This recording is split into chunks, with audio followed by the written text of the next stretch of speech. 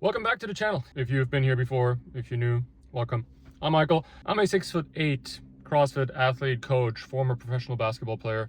And on my channel here, I share tips and tricks and a look into my life, what's going on in my training, a little bit of my personal stuff. I used to only post short form content.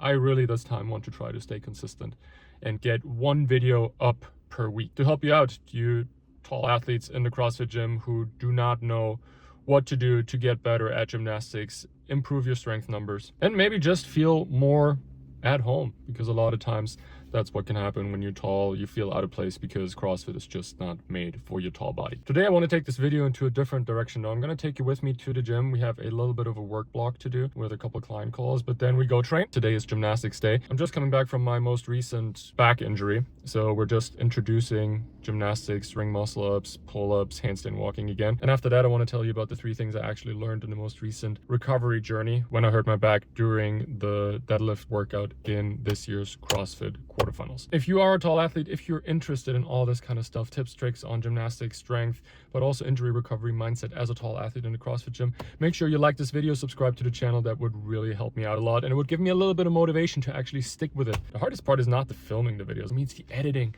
because I don't see any return on these videos. So if I see a couple of likes, a couple of new subscribers, that would really help me a lot and keep me motivated and keep me going throughout this whole editing process. All right, let's get it going.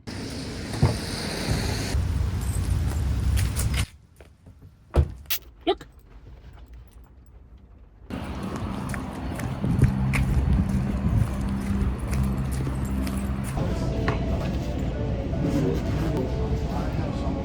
Just had my call canceled 15 minutes before it's supposed to happen.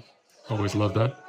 But I want to show you something. Currently editing my first piece of user-generated content, working with a brand right now that offered to pay me to create some content for them.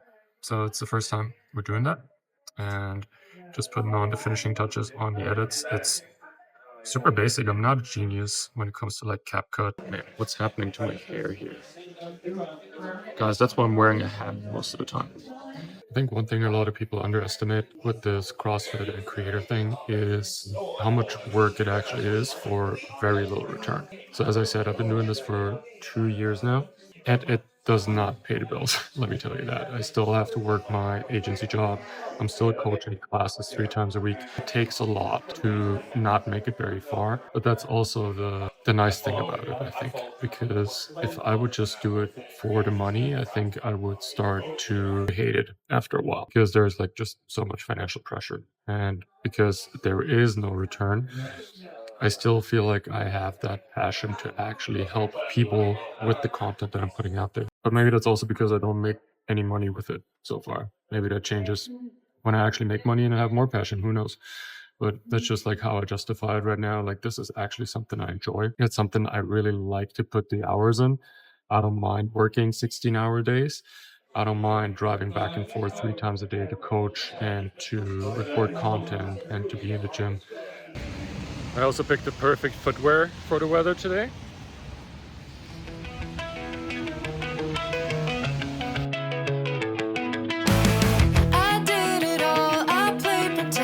So since we had our call canceled today, we got some extra time in the gym. So we're going to start with some overhead mobility, trying to open up those shoulders for all the gymnastics work that's coming up today. For you, I would have bent the earth in 2 just to get to wherever after.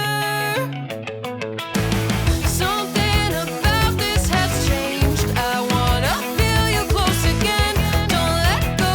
No, I don't want this to end. Whoa. Remember the start when you're breaking my heart again. Like blood on a pen. Would it matter then when everything starts to fade? I'm back like it's yesterday. Would it all consent? Would it matter then? Would it matter then?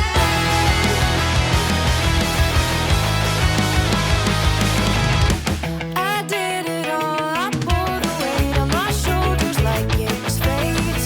Don't tell me it was for nothing. That was interesting. Ring muscle ups still trying to get my way back into it. Started failing towards the end. It's just my pulling is not there anymore. I'm not there yet. And I feel like I need to dial back technique in to get my hip hop, get a little more support there. Handstand walks got better the longer I worked on it. It's still a long road ahead. Still a lot of work to do. Time for some accessories. Remember the start when the break in my heart again, like blood on a plate. Would it matter then when everything starts to fade?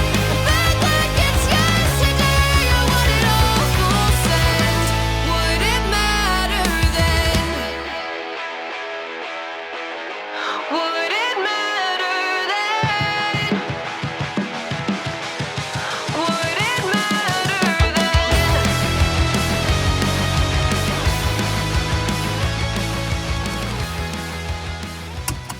Let me give you a little backstory about the whole back injury thing that I keep talking about. So in this year's CrossFit Games quarterfinals, there was one workout that had a bunch of deadlifts with some double unders.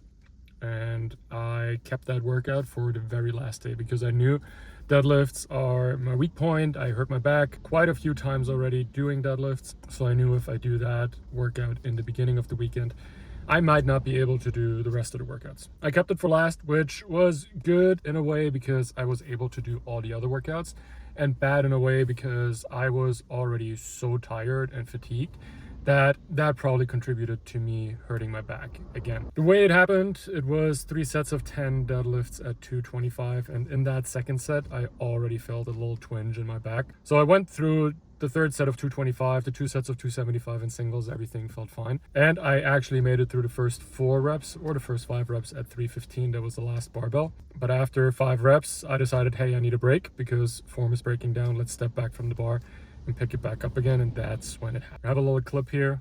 You can already see in my face the twinge when it happens. And I know that feeling. I had that in the past. So I knew something was not right there.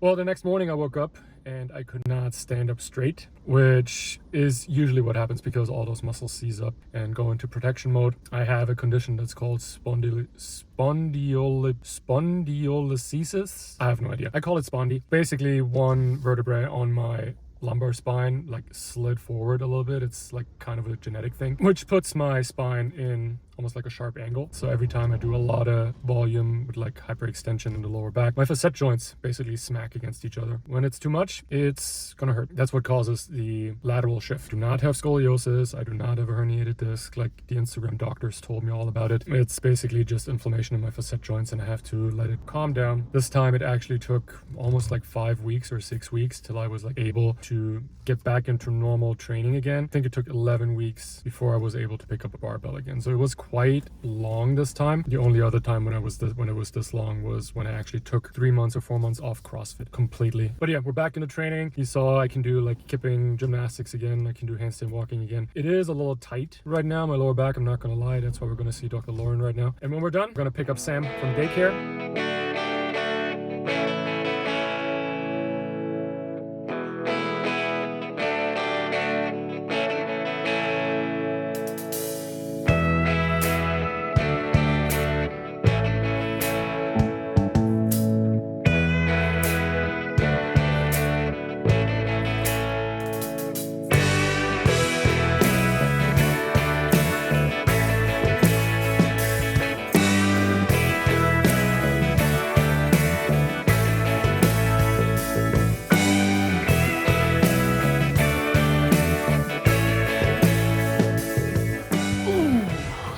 We are sore. I wanted to give you the 3 things that I basically learned over the last couple weeks and months from this most recent back injury. Sam decided that she wanted to play, of course, while I record a video. Can you sit down? There you go. I know you want to be part of the video. So I was a little more intentional this time around with my recovery process and documented a bunch of things. Basically everything. My programming, what I did treatment-wise, what I did not do compared to the last couple times that I had back injuries and I recovered from them. And the 3 things that stood out to me that I thought about recently were, the first thing is that not moving is not an option when you have a back injury. For me, any injury only got worse when I did not do anything, when I just sat around and hoped that it would get better. This time around, I hurt my back on Sunday morning, and I was back in the gym Monday morning, sitting on a bike erg, paddling a little bit, doing some box step ups, doing some lunges, everything unweighted and everything in a range that was pain-free. It looked funny because I was still very shifted, but I did my mobility. I got some blood flow to that area. And that was basically my training for the next week or so, or like 10 days. Experience taught me that just sitting around and laying around when you have an injury will only make it worse and prolong the recovery process. So number one, really make sure you start moving as much as you can in a pain-free range. That might for you be just like maybe walking upstairs or going for a walk with your dog. Or in my case, it was sitting on a bike erg for an hour. The second thing I learned was that even when you're injured, it does not mean that your progress has to stop. A lot of times you think, oh my God, I hurt myself, like all the gains that I made, you will lose that. And I thought the same thing. I did such a great job in like the squat cycle before the injury, the Olympic weightlifting cycle, I set new PRs, everything was great. And then I had this injury. What I learned was that you just have to shift your focus a little bit, but you have to do what you can do. In my case, one thing that I could do basically from week one was strict pulling. Hanging from a pull-up bar was fairly pain-free. Anything in my upper body was fine. So we worked a lot on strict pull-ups, strict chest to bar pull-ups, a lot of rowing variations. After 2 or 3 weeks, we also started adding some unilateral leg exercises in there, like some lunges, some Bulgarian split squats, stuff that would not tax my back too much, but that also made sure that all the muscles that I have and all the strength that I have, we could still evolve on that. And especially in the unilateral leg strength department and my strict pulling strength, I made massive gains in those 2 months because I just focused on them. I set new PRs and like my weighted strict pull-ups, weighted strict chest to bar pull-up can still build on the work that you did before the injury and actually improve. And the last thing that really helped me this time around, it also helped me to come back from this injury quicker than in the past, was that you need to have a plan to follow. You need to know what is the next step. Now, the first couple times when I injured myself, I just let it heal, jumped right back in. Then after 3 times, I actually completely did the opposite and took 4 months, 5 months off of CrossFit completely. We basically only did cardio, some bodybuilding, but no functional fitness at all. No lifting, no gymnastics, nothing for 5 months. But this time around, 2 months, maybe 2.5 months, and I'm back to Olympic lifting. I would say I'm back to like 85-90% right now. And I attribute a lot of it to having a plan, to going step by step through what I've learned through my past injuries, what helped me there, what didn't help me there, the treatments that I needed, the exercises that I did, mobility, strengthening exercises, core exercises, everything that helped me in the past, I implemented that this time around and turned that into a protocol for me. Obviously, not everything was perfect. And that's, again, nothing that the doctor prescribed me or physio prescribed me. It was like simply my way of organizing everything on top of the programming that I got from my coach. But I think that was a big factor that I was able to come back that quickly. And as I said earlier, I actually journaled everything in this process, what I did over these last 11 or 12 weeks. And I put everything into a PDF, programming bits, like day-by-day structure in the first 7 days, things that I did, things that I wouldn't do again. And also like my mobility routine, 25 minutes long, that I basically did every day for the first 10 days. I put everything into a PDF. If you want to download it, I put the link in the description of this video below. You can download it for free and maybe get a couple of bits and pieces out of it. I'm not saying that this is a recipe for success or whatnot. This is basically just a journal, what helped me, and something that you can take some inspiration from it, maybe follow it along for your recovery process. Because in the end, recovering from an injury is very individual. We can both have the same injury, we can both have the same diagnosis, we can both have the same symptoms, but we're 2 different people with 2 different lives that we have lived so far. Everything is very individual. This is it. If you enjoyed this, I would really appreciate if you could leave a like and a subscribe in this channel. That would really motivate me to actually get back into it and film more of those videos. Today, I just wanted to give you a little bit of a look behind the scenes, what I do when I recover from injuries. Now, I should have like a cool sign-off line to close out the video. I don't have one, so I hope I'll see you guys in the next video.